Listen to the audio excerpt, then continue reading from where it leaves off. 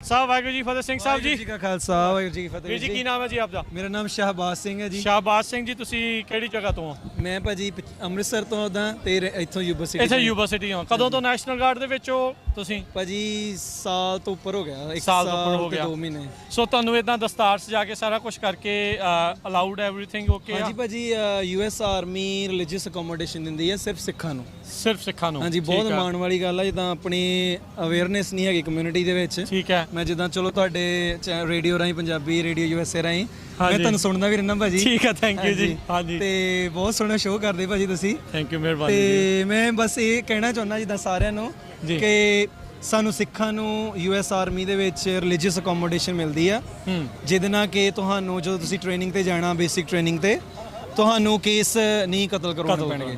Because ਆਮ ਕੀ ਹੁੰਦਾ, ਜਦੋਂ training ਤੇ ਆਪਾਂ ਜਾਂਦੇ ਆ, you have to be clean shave and ਉਹ ਤੁਹਾਡਾ ਹੈਡ ਪੂਰਾ ਟ੍ਰਿਮ ਕਰ ਦਿੰਦੇ ਆ। ਜੀ ਜੀ। So for us army allows us to have a beard, turban and ਸਾਡੇ ਮੈਂ ਭਾਜੀ ਅੰਮ੍ਰਿਤ ਵੀ ਛਕਿਆ ਹੋਇਆ। ਮੈਂ ਆਪਣੇ ਕਕਾਰਾਂ 'ਚ ਹੀ ਕੀਤੀ ਸੀ ਟ੍ਰੇਨਿੰਗ। ਕਕਾਰਾਂ 'ਚ? ਠੀਕ ਹੈ। ਮਤਲਬ ਮੈਂ ਸ਼੍ਰੀ ਸਾਹਿਬ ਨਾਲ ਟ੍ਰੇਨਿੰਗ ਕੀਤੀ ਆ। ਸੋ ਕੋਈ ਪ੍ਰੋਬਲਮ ਨਹੀਂ ਆ? ਕੋਈ ਪ੍ਰੋਬਲਮ ਨਹੀਂ ਆਈ। ਮੇਰੇ ਰਿਕਰੂਟਰ ਸੀਗੇ।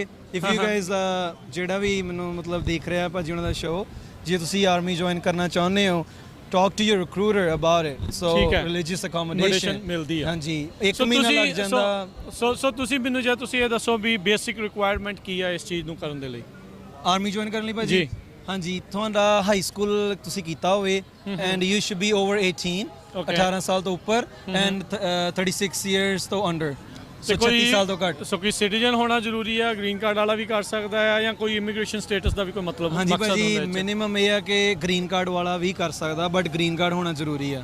ਠੀਕ ਹੈ। ਜੇ ਤੁਸੀਂ ਵਰਕ ਪਰਮਿਟ ਤੇ ਹੋ, ਤੁਸੀਂ ਨਹੀਂ ਜੁਆਇਨ ਕਰ ਸਕਦੇ। So you have to be permanent resident. So ਇਹ ਵੀ ਚੀਜ਼ਾਂ ਸੁਣਨ ਨੂੰ ਮਿਲਦੀਆਂ ਹੁੰਦੀਆਂ ਸੀ ਵੀ ਜੇ ਕੋਈ 2-4 ਸਾਲ ਜਾਂ 2-3 ਲਾ ਹੁੰਦਾ, ਜਿੱਦਾਂ ਅਫਗਾਨਿਸਤਾਨ ਦਾ ਟੂਰ ਜਾਂ ਇਰਾਕ ਦਾ ਟੂਰ, ਫਿਰ ਉਸ ਨੂੰ ਸਿਟੀਜ਼ਨਸ਼ਿਪ ਮਿਲਣ ਦਾ ਜਿਹੜਾ ਉਹ ਰਾਹ ਮਿਲ ਜਾਂਦਾ। ਇਹ ਭਾਜੀ ਚੱਲਦਾ ਹੁੰਦਾ ਸੀਗਾ, ਬਟ ਇਹਨਾਂ ਨੇ ਆਰਮੀ ਨੇ ਹੁਣ ਬੰਦ ਕਰਤਾ। ਪਹਿਲਾਂ ਸੀ ਇਹ ਆਪਸ਼ਨ ਸੀ ਭਾਜੀ। ਠੀਕ ਹੈ। ਬਹੁਤ ਆਪਣੇ ਕਮਿਊਨਿਟੀ ਦੇ ਬੰਦੇ ਹੋਏ ਇਦਾਂ ਵਰਕ ਪਰਮਿਟ ਦੇ ਥਰੂ ਸਿੱਧੀ ਸਿਟੀਜ਼ਨਸ਼ਿਪ ਮਿਲਦੀ ਸੀ, ਬਟ ਉਹ now it's not, program is not there anymore. ਹਾਂਜੀ ਭਾਜੀ। ਠੀਕ ਆ। ਤੇ ਗ੍ਰੀਨ ਕਾਰਡ ਹੋਣਾ ਜ਼ਰੂਰੀ ਹੈ। ਗ੍ਰੀਨ ਕਾਰਡ ਹੋਣਾ ਜ਼ਰੂਰੀ ਹੈ। ਤੇ if you have green card you can analyst. ਨਹੀਂ, ਨਾਲੇ ਵਧੀਆ ਵੀ ਨੌਜਵਾਨਾਂ ਨੂੰ ਇਹ ਵੀ ਇੱਕ ਬਹੁਤ ਵਧੀਆ ਆ, ਕਿਉਂਕਿ ਇਕੱਲਾ ਆਰਮੀ ਦੇ ਵਿੱਚ ਇੱਕ ਦੇਸ਼ ਦੀ ਸੇਵਾ ਕਰਨ ਦਾ ਹੀ ਮੌਕਾ ਨਹੀਂ ਆ, ਤੁਸੀਂ ਆਪਣੀ ਕੌਮ ਨੂੰ ਵੀ ਰਿਪਰੈਜ਼ੈਂਟ ਕਰ ਰਹੇ ਹੋ। ਦੇਖੋ, ਸਪੈਸ਼ਲ ਰਿਲੀਜੀਅਸ ਅਕੋਮੋਡੇਸ਼ਨ ਆਪਾਂ ਨੂੰ ਮਿਲੀ ਆ, ਤੇ ਨਾਲ ਦੇ ਨਾਲ ਇੱਕ ਚੰਗੇ ਪਾਸੇ ਵੱਲ ਨੂੰ ਜਿਹੜਾ ਉਹ ਲੱਗਦਾ ਹੈ। ਬਿਲਕੁਲ ਭਾਜੀ, ਮੈਂ ਅਕਸਰ ਕਹਿੰਦਾ ਹੁੰਦਾ ਕਿ ਆਰਮੀ ਤੁਹਾਨੂੰ ਫਿਟ ਰਹਿਣ ਲਈ ਪੇ ਕਰ ਰਹੀ ਹੈ। ਬੇਸਿਕਲੀ ਤੁਸੀਂ ਫਿਟ ਰਹਿੰਦੇ ਹੋ, they pay you for being fit, and ਤੁਸੀਂ ਆਪਣੀ ਕਮਿਊਨਿਟੀ ਨੂੰ ਇੱਕ ਬਹੁਤ ਵੱਡੇ ਲੈਵਲ ਤੇ ਰਿਪਰੈਜ਼ੈਂਟ ਕਰਦੇ ਹੋ। ਨਾਲੇ ਕੱਲਾ ਇਹੀ ਨਹੀਂ, ਜਦੋਂ ਤੁਸੀਂ ਰਿਟਾਇਰ ਹੋ ਜਾਂਦੇ ਆ,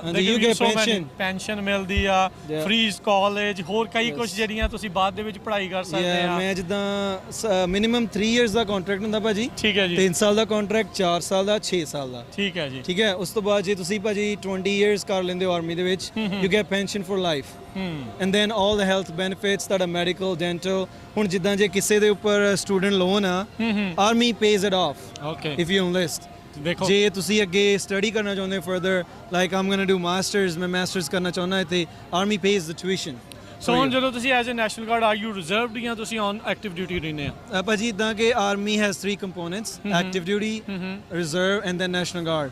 ਜਿਹੜਾ ਐਕਟਿਵ ਡਿਊਟੀ ਆ, those guys are full time, right? Okay. ਜਿਹੜੇ ਰਿਜ਼ਰਵ ਆ, they are called when needed. Yes, like they're like they do drill once a month. ਠੀਕ ਹੈ। National Guard ਦਾ ਇਹ ਹੈ ਕਿ it comes under state. Okay. So we come under state. So ਤਾਂ ਹੀ ਜਿਹੜਾ ਅਸੀਂ ਸੁਣਦੇ ਰਹਿੰਦੇ ਵੀ ਉਹ ਬਾਰਡਰ ਤੇ ਘਲਤੇ ਆ, ਕਦੀ ਉੱਥੇ ਲੋਡ ਪੈ ਗਈ, ਕਦੀ ਉੱਥੇ ਲੋਡ ਪੈ ਗਈ। ਸੈਕਰਾਮੈਂਟੋ ਜਾਂ ਕਿਤੇ ਵੀ ਮੰਨ ਲਓ ਕਿਤੇ ਇੱਥੇ ਰਾਈਟਸ ਹੋ ਜਾਂਦੇ ਆ, ਨੈਚੁਰਲ ਡਿਜ਼ਾਸਟਰ ਹੋ ਜਾਂਦਾ ਭਾਜੀ, ਕੋਈ ਵੀ ਫਲੱਡ ਆ ਜਾਂਦੇ ਆ, you know wild fires, we go in. ਉੱਥੇ ਸਾਨੂੰ ਜਿੱਦਾਂ ਗਵਰਨਰ ਕੋਲ ਹੁੰਦੀਆਂ rights, he can send us in. And then National Guard ਦਾ ਭਾਜੀ ਇਹ ਹੁੰਦਾ ਕਿ you also get state benefits. With the active and reserve you get federal benefits. With National Guard you get state and federal benefits. And National Guard is also like part-time. So I do 1 drill per month. And you do 2 weeks annual training per year. Okay, ਠੀਕ ਆ। ਤੇ ਇਹਦੇ ਚ ਇਹ ਹੈ ਕਿ ਤੁਸੀਂ full time ਵੀ ਜਾ ਸਕਦੇ ਹੋ। There are a lot of opportunities. You can be full time in National Guard. but ਇੱਕ ਬਹੁਤ ਅੱਛੀ ਆ ਮੌਕਾ, ਵਧੀਆ ਮੌਕਾ ਹੈਗਾ। ਹਾਂਜੀ, ਥੈਂਕ ਯੂ ਸ਼ਾਬਾਸ਼ ਸਿੰਘ ਜੀ, ਬਹੁਤ ਵਧੀਆ, ਬਹੁਤ ਚੰਗਾ ਲੱਗਾ। ਵਾਹਿਗੁਰੂ ਖਾਲਸਾ, ਵਾਹਿਗੁਰੂ ਜੀ ਕੀ ਫਤਿਹ।